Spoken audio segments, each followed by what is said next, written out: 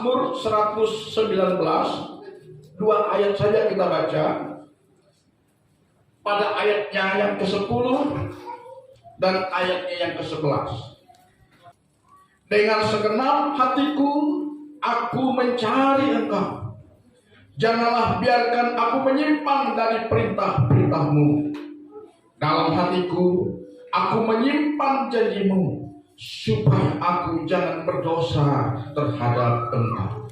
Nah, Bapak Ibu Saudara yang saya kasihi dalam Tuhan, salah satu cara untuk melindungi hati kita dari kecemaran dunia ini adalah dengan kita menyimpan firman Tuhan dalam hati. Dengan kita menyimpan firman Tuhan dalam hati, saya percaya kuasa firman Tuhan itu akan terus menuntun dan akan terus mementori hidup kita, sehingga kita bisa hidup dengan caranya Tuhan.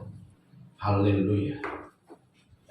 Perhatikan dalam ayat tadi ada kata menyimpan, ada kata berdosa, ada kata janji. Saya mengubah 3 suku kata ini. Kata menyimpan, kata berdosa, kata janji. Nah, kata menyimpan artinya menaruh di tempat yang aman supaya tidak rusak atau tidak hilang. Dan tempat yang paling aman untuk menyimpan firman Tuhan atau janji Tuhan adalah hati. Hati kita. Hati juga menjadi tempat yang baik untuk iblis menghancurkan hidup kita. Jadi Bapak Ibu Saudara, apapun yang kita jalani dalam hidup ini, yang merasakannya adalah hati. Yang setuju katakan amin. Kalau kita dalam kondisi tidak nyaman, yang merasakannya siapa? Hati. Kalau suasana itu menggembirakan, menyenangkan, yang merasakannya juga adalah hati. Itulah sebabnya firman Tuhan mengatakan hati adalah pusat kehidupan. Bagaimana hati kita, begitulah hidup kita.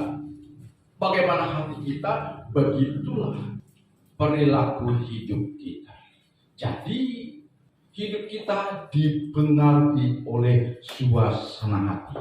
Karena hati ini mempengaruhi pikiran kita.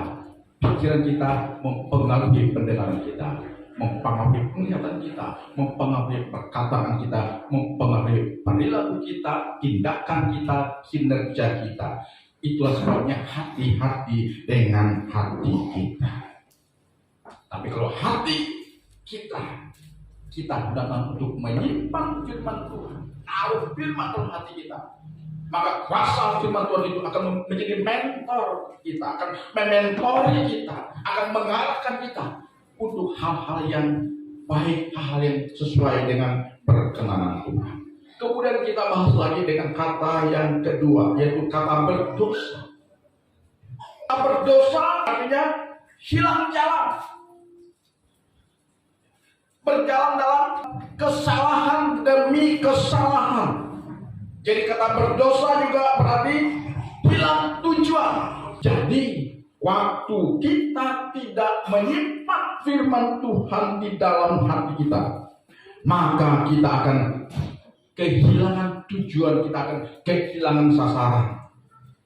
Jadi waktu kita tidak menyimpan firman Tuhan dalam hati, kita akan berjalan dalam kesalahan dan dalam kesalahan.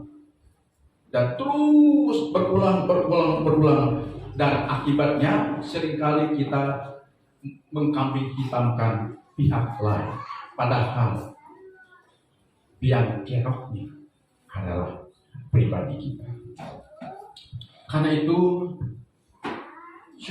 mungkin sudah ratusan kali kita nyanyikan lagu Ku yakin saat kau berfirman, ku menang saat kau menjaga. Hidupku hanya ditentukan oleh perkataan. Nah, kalau kita percaya hidup kita ini ditentukan oleh perkataan Tuhan atau firman Tuhan. Kenapa kita tidak bersedia menyimpan perkataan itu dalam hati kita untuk mememori kita, mengatakan kita, mendampingi kita, sehingga menjadikan hidup ini indah. Nah, di sanalah persoalannya, saudara-saudara. Kemudian kita lihat kata yang ketiga, yaitu kata janji. Janji adalah ucapan yang menyatakan kesetiaan dan kesanggupan untuk berbuat. Ya. Ada banyak orang yang sanggup berjanji, tetapi tidak punya kesetiaan untuk melakukannya. Makanya ada lagu yang mengatakan, kau yang berjanji, tapi kau yang mengingkari. Kau yang memulai, tapi engkau yang mengakhiri. Nah, jadi seringkali di sini titik lemahnya kita manusia. Gampang berjanji, tapi sulit untuk bersedia untuk menepati janji itu. Ada banyak orang punya kesediaan, tetapi tidak punya kesanggupan untuk melakukan apa yang dia katakan bersedia tadi. Tuhan yang kita sembah, Tuhan yang kita imani, Tuhan yang kita layani, dia punya keduanya, saudara-saudara, yaitu kesediaan dan kesanggupan untuk melakukan apa yang dia sudah katakan atau janji kepada kita. Jadi Bapak Ibu, saudara-saudara yang saya kasih di dalam Tuhan, sebelum Tuhan menyuruh kita percaya kepadanya, dia telah terlebih dahulu mempercayai dirinya kepada kita. Sebab itu dia berjanji, karena dia tahu dia sanggup. Dalam Matius pasal 28 ayat 20c, di sana salah satu janji Tuhan kepada kita. Apa yang dia janjikan di sana? Sebelum dia naik ke sorga, dia berkata kepada murid-muridnya, bunyi demikian, Yesus berkata kepada murid-muridnya, ketahuilah, aku menyertai kamu senantiasa sampai kepada akhir zaman. Di sini perlu saya sampaikan kepada kita tentang pentingnya hidup kita di dalam penyertaan Tuhan. Penyertaan Tuhan sama dengan dimentori oleh Tuhan. Karena Tuhan sudah jauh-jauh hari mengatakan sebelum Yesus lahir ke dalam dunia sudah dibuatkan di dalam kitab Perjanjian Lama bahwa dia akan datang, itu akan menjadi Immanuel dalam diri kita, menyertai kita sampai akhir zaman. Tetapi tahukah saudara bahwa penyertaan Tuhan itu ada aturannya? Penyertaan Tuhan itu mahal dan ada aturannya, ada regulasinya, saudara. Apa itu aturannya, saudara? Ini perlu saya sampaikan kepada kita untuk mendidik kita agar menjadi orang Kristen yang bukan ece-ece lah, tapi menjadi orang Kristen yang betul-betul memiliki nilai plus, memiliki nilai di mata Tuhan karena pemahaman kita akan firman Tuhan yang benar. Ya. Jadi penyertaan Tuhan itu mahal dan ada aturannya. Kenapa? Karena penyertaan Tuhan itu tidak pantas untuk apa? Untuk seorang apa? Untuk seorang pengangguran. Suami, masa penyertaan Tuhan itu tidak pantas untuk seorang pengangguran? Ada dua macam pengangguran, pengangguran rohani dan pengangguran jasmani. Karena Tuhan sudah mengatakan kalau orang tidak bekerja jangan dia makan. Ini orang nganggur kan tidak bekerja, ya kan? Tidak mau bekerja. Maka sering orang mengatakan cari pekerjaan susah, cari pekerjaan sulit. Padahal pekerjaan itu yang sedang menanti kita sebenarnya, asal kita mau bekerja. Betul tidak? Karena saya bilang kalau saya ke kampung, Pak, ada anak muda tamat kuliah, tamat sekolah, mengatakan susah cari kerja. Mindset, pikiran. Kau jangan mentang-mentang sudah punya pendidikan, apalagi sudah sarjana. Saya bilang, justru saya bilang, di sini bukan kita susah jadi pekerjaan menantimu. Saya bilang, bukan untuk tanah banyak yang nganggur. Jangan dong, saya bilang, olah itu. Jangan salahkan Tuhan, Tuhan buka jalan. Sementara pekerjaan yang menanti kita. Haleluya. Karena itu saudara, kalau ingin hidup ini tidak terlalu banyak mengalami problematika, maka kita harus singkirkan yang namanya spirit nganggur tadi. Ya. Jika kita mau bekerja, niscaya Tuhan akan memberkati kita. Katakan amin. Asal jangan gitu. Karena Tuhan mengatakan Dia tidak akan menyertai kita, memberkati kita kalau kita tidak berbuat apa-apa. Karena tadi penyertaan Tuhan itu tidak berlaku untuk seorang pengangguran.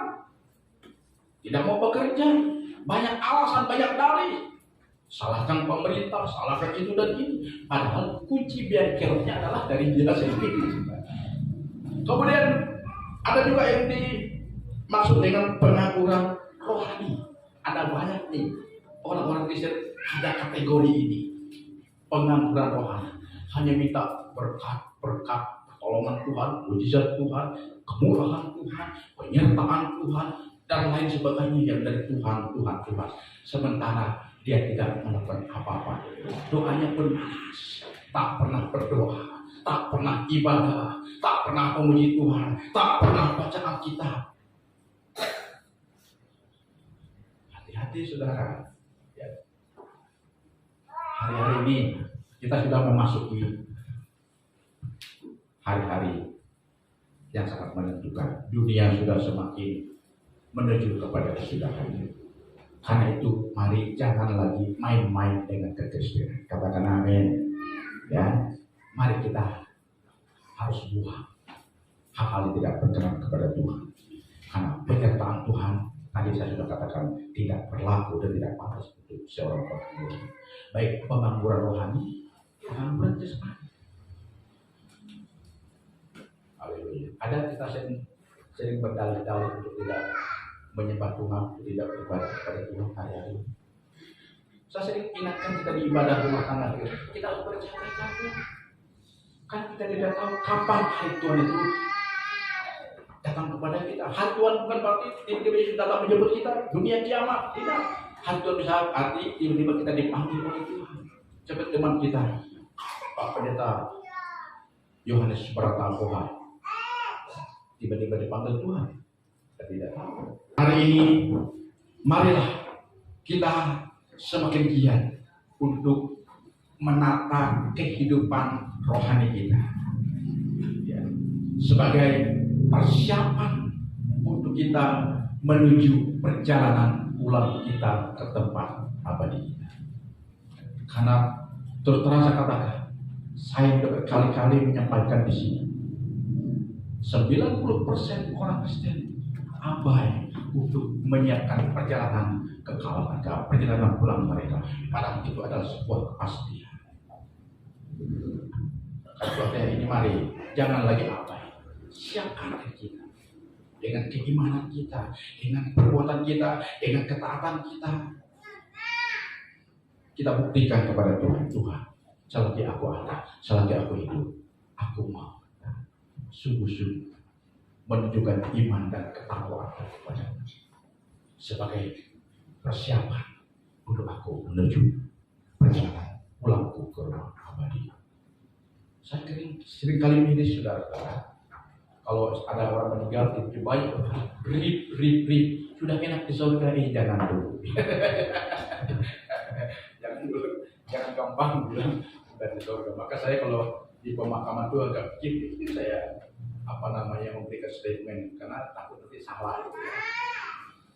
Bapak sering mengatakan dia sudah pulang ke rumah abadinya gitu saya. Di saya sudah enak di surga itu kita tidak tahu kan. Haleluya. Jadi yang pertama tadi apa? Bahwa penyertaan Tuhan tidak berlaku untuk seorang pengangguran, baik pengangguran jasmani maupun pengangguran rohani.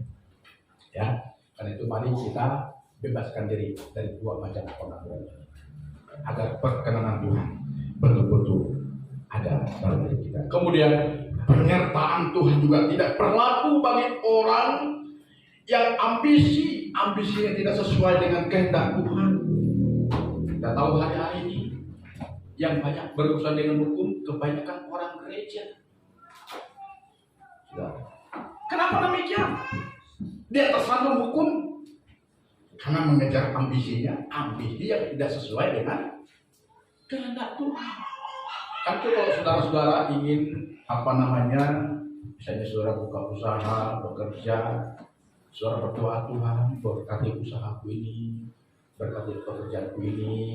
Kalau pekerjaanku ini diberkati, usahaku diberkati, aku akan jadi berkat buat Tuhan, buat sesama. Saya percaya saudara akan diberkati. Katakan amin. Ya. Haleluya. Kalau tujuannya untuk memuliakan Tuhan, niscaya Tuhan akan bela saudara. Kemudian penyertaan Tuhan juga tidak berlaku untuk orang yang mengejar kedagingan. Tuhan jahat. Apa tuh kedagingan? Ya kedagingan itu hal-hal yang sementara di dunia ini, kenikmatan dunia ini. Ya, jadi jangan kita Tuhan, Engkau adalah Immanuel bagi kami, menyertai kami, tetapi kita tidak hidup di dalam perkenanan. Tuhan katakan, aku tidak menyertai kamu, karena kau bertentangan dengan kehendak. Jangan sampai itu terjadi pada diri kita. Kemudian penyertaan Tuhan yang berikutnya adalah tidak berlaku bagi orang yang selalu mementingkan diri sendiri. Ada di antara kita hari-hari ini suka mementingkan diri sendiri. Orientasi hidup kita hanya kepada diri kita sendiri.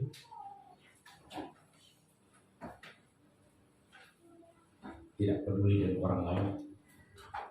Maka kalau kita berorientasi kepada diri kita sendiri, kepada kelompok kita sendiri, kepada komunitas kita sendiri, seperti khotbah saya di Natal para hamba Tuhan tahun lalu di salah satu gereja di Susul ini, saya katakan, kalau sikap mementingkan diri sendiri ini sudah membelenggu kita, maka selalu akan ada korban-korban lain terakibat daripada tindakan kita. Kita akan menyakiti orang banyak, melukai banyak orang. Karena kalau kita sudah mementingkan diri sendiri dan untuk mencapai sebuah tujuan, kita tidak lagi melihat gimana proses mencapai tujuan tadi. Yang penting keinginanku tercapai, tidak peduli gimana cara. 3 hal lakukan saja. Apa 3 hal? Halal, haram, hampa. Hati-hati saudara-saudara. Tuhan tidak berkenan kepada kita kalau kita masih hidup berorientasi kepada kepentingan diri sendiri. Karena ketika Tuhan menciptakan kita, Tuhan katakan, engkau harus jadi berkat. Amin. Dan jadi berkat tidak harus jadi orang kaya, orang banyak duit, tapi bisa saudara jadi inspirasi buat banyak orang.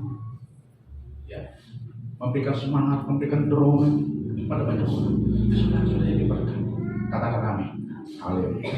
Jadi Bapak Ibu saudara-saudara yang saya kasih di dalam Tuhan, jadi semua kita memiliki tanggung jawab rohani yang Tuhan inginkan untuk kita kerjakan hari-hari ini. Sebab Tuhan berjanji bahwa Dia akan menyertai kita sampai akhir zaman.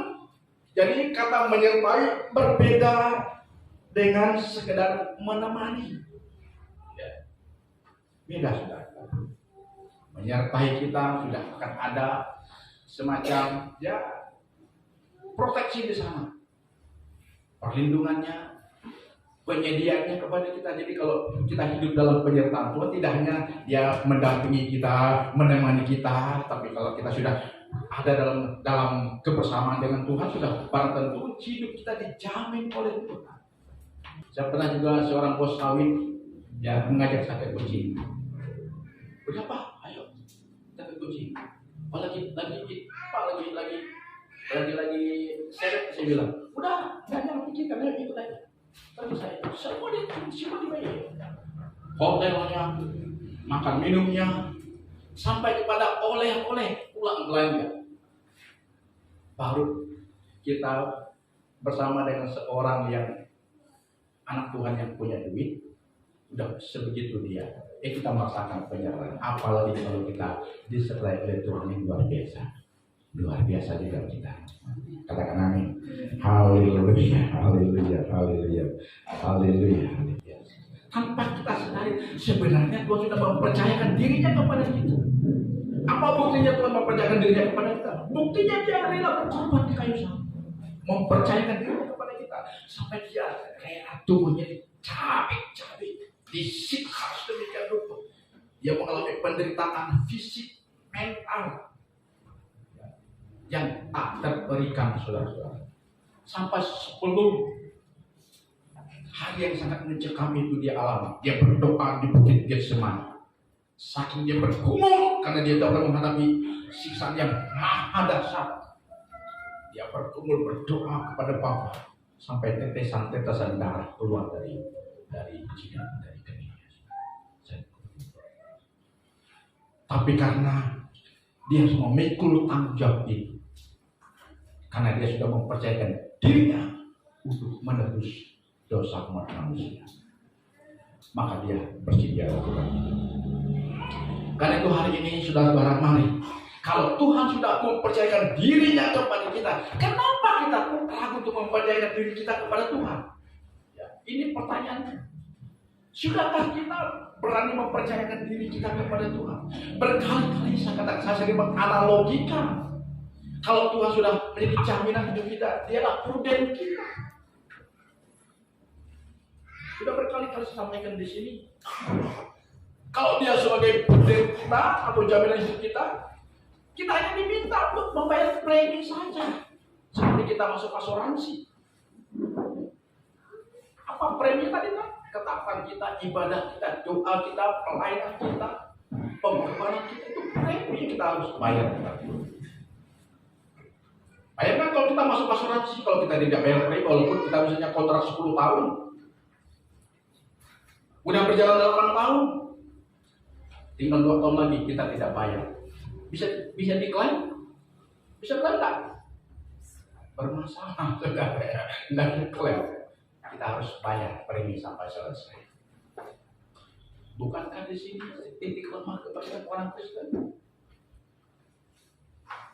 Hanya klaim janji Tuhan, klaim janji Tuhan, klaim janji Tuhan, tapi dia tidak pernah mau bayar premi. Kenapa tidak mau bayar premi? Kan tadi di poin pertama tadi, pengangguran rohani. Pengangguran rohani. Hati-hati saudara-saudara. Ya, Tuhan ingin kita setia kepada Dia. Katakan amin. Ya.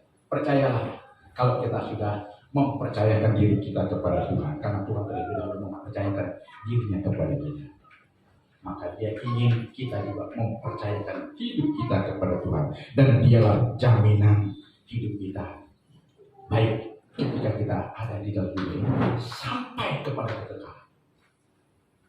Jadi Tuhan mengatakan, aku menyertai engkau sampai akhir zaman. Tidak hanya di kesementaraan dunia, tidak hanya di kefanaan dunia, tapi sampai kita ada dalam kebersamaan dengan Dia di surga. Itu janji Tuhan. Kenapa? Seperti khotbah saya minggu kemarin, kalau kita beriman kepada Tuhan hanya untuk hal-hal yang sementara di dunia ini, Alkitab mengatakan kita adalah orang yang paling mahal dari segala manusia. Karena itu jangan kita menjadikan Tuhan itu hanya untuk kepentingan kefanaan dunia ini. Tapi marilah kita menjadikan Tuhan itu juga untuk perkara-perkara kekal. Haleluya. Singkat cerita, saya akan akhiri renungan ini bahwa penyertaan Tuhan yang paling sempurna adalah Tuhan mempercayakan dirinya kepada kita. Pertanyaannya seperti yang saya sudah katakan tadi, sudahkah kita berani mempercayakan seluruh keberadaan dan perjalanan hidup kita kepada Tuhan sesuai dengan hukum dan firman-Nya. Karena Amsal pasal 3 ayat 5 sampai dengan ayat 6 berkata, percayalah kepada Tuhan dengan segenap hatimu dan janganlah bersandar kepada pengertianmu sendiri. Akuilah Dia dalam segala lakumu, maka Ia akan meluruskan jalan. Tuhan memberkati. Mari kita berdoa.